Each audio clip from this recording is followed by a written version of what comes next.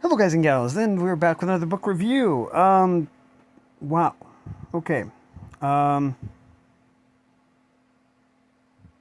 just realized it's at the top. It says New York Times best-selling authors of The Hunger Pains. Okay. Anyways, full disclosure here. I haven't read the source material. I mean, the book that this was parodying. I was always more of a C.S. Lewis kind of guy.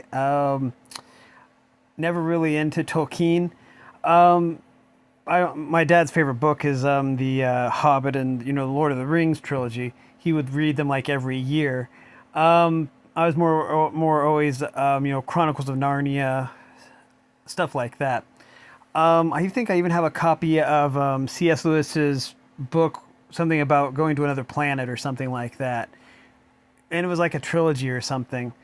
It was interesting too. I don't know if I ever finished that book, but I do have a copy of it somewhere, I think. So, anyways, I haven't exactly read the source material of that this parody is parodying.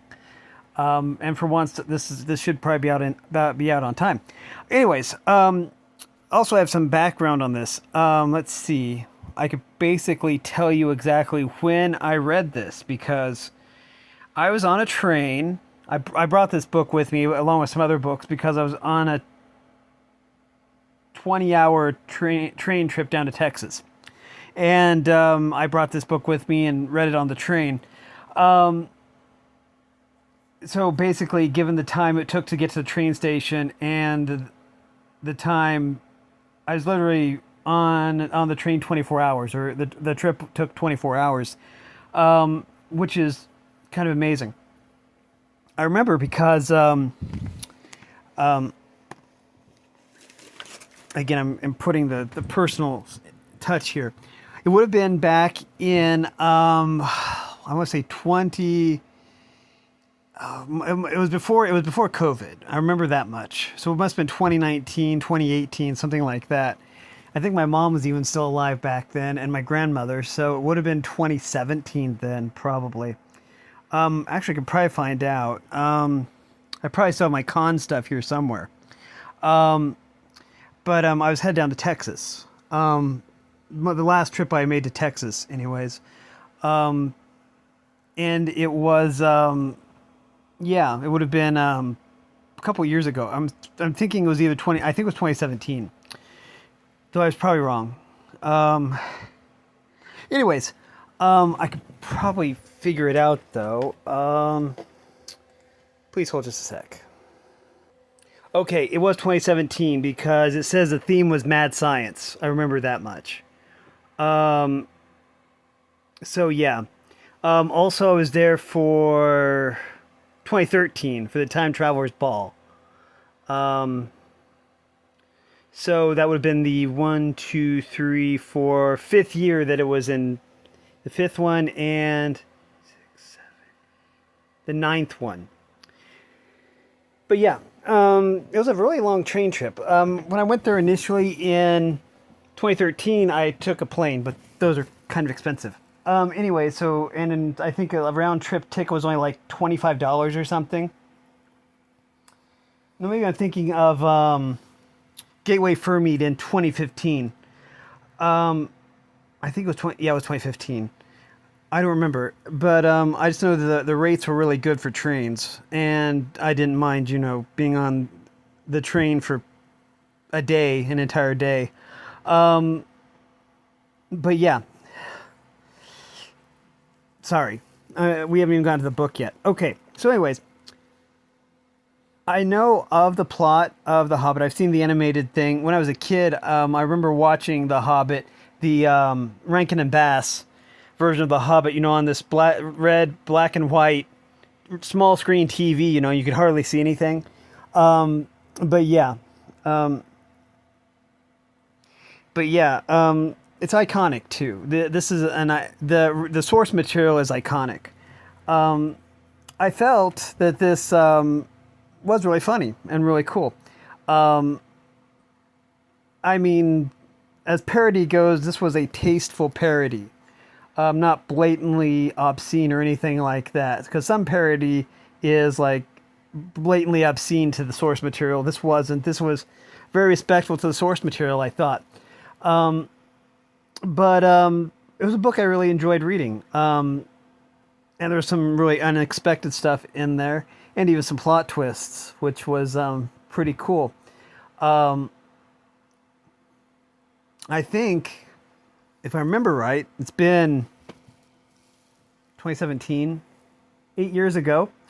But I think that this is one where all the hobbits were depicted as being fat, like way, way overweight, to the point where they have to like slide into their houses with slides or something. Really, really an interesting concept.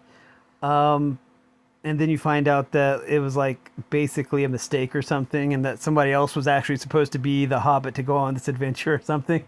Yeah, it was very weird, and that's probably a spoiler, but it doesn't really matter because this is like a parody anyways. Um, anyways, oops, I didn't realize I had that on the screen the whole time. Sorry about that. Anyways, it's a book I enjoyed, but you do kind of have to have a tolerance for humor and stuff. I think there was some swearing in here. I don't remember.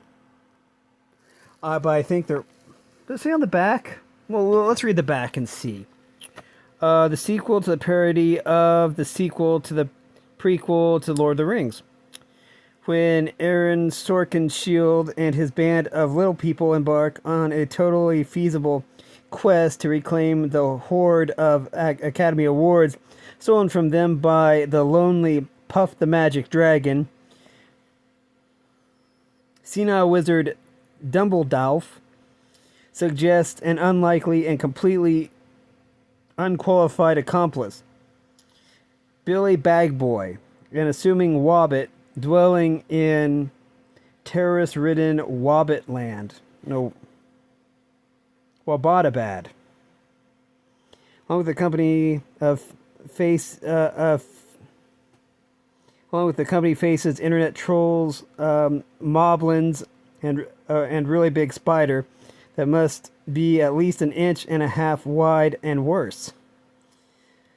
But as they journey from the Wander to Livenwell to the terrors of Jerkwood and beyond, Billy will find that there is more to him than any, Tolkien's intended, ever dreamed. Propelled to his destiny by a series of courageous adventures and indented paragraphs, Billy will set out on the greatest YOLO of all times. One that leaps deep into the dark caverns, hiding a mysterious man named Goldstein, who just happens to be a nice cedar. No, not trying to have a nice cedar. He's just trying to have a nice cedar. Okay. So yeah, it's an interesting one. I think, like, I don't know, there's a lot of sports references in here I didn't really quite get. Like some kind of rivalry between the Ravens and this other sports team. Again, I don't watch sports, so I didn't really get all the references in this book. But there's like some kind of rivalry between the Ravens and this other team, maybe the Cowboys or something. I don't even remember, because if it has to do with sports, it kind of gets put out of my mind because I don't really have anything to do with sports.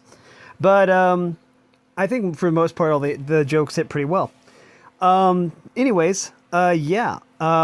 If you don't mind a little irreverent parody, then you'll probably like this book. I haven't checked out any of the other Harvard Lampoon books, but this is a book that I got from, I believe it was Edward R. Hamilton Bargain Books. If you're not familiar with them, then they usually have like wholesale books for really, really cheap. I think I remember getting like a $60 book for like $10 or something. Then I think they get like a vast supply of books, and then they sell them at like a huge discount. I used to buy from them all the time, and they even quit sending magazines because I hadn't bought anything from them in so long. They have a website. But I thought this book was well paced. I know I enjoyed it. But yeah. But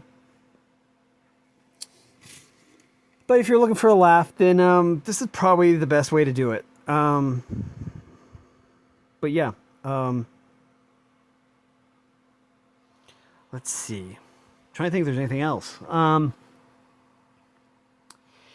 I don't want to give away too much, even though I've already given away like the ending or whatever. I don't know. But anyways,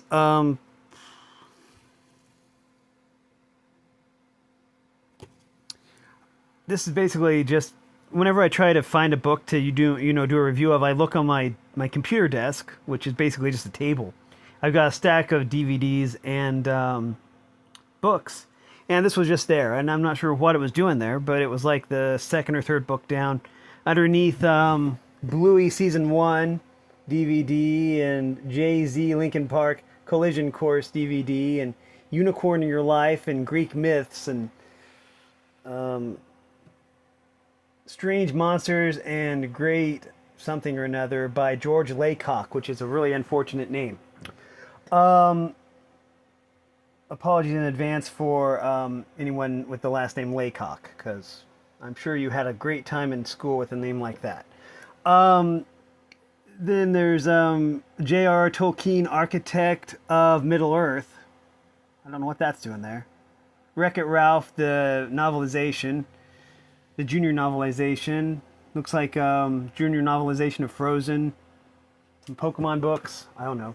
And of course, no collection. I'm sorry.